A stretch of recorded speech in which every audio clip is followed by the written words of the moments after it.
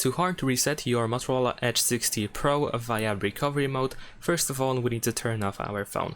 So we're gonna press power button and volume up button at the same time in order to open the power menu, and after that you should be able to choose power off. Wait for the phone to completely shut down, and after that, once it is completely off, now we can press and hold the power button and volume down button. So press and hold both buttons at the same time. And once you see the fast boot mode, you can release both buttons.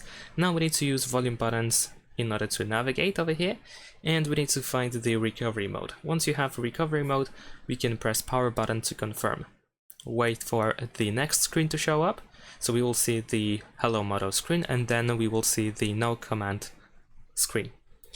So now, at this point, we need to press and hold the power button, and while holding the power button, we need to press volume up. So something like this. Press and hold power, and then volume up.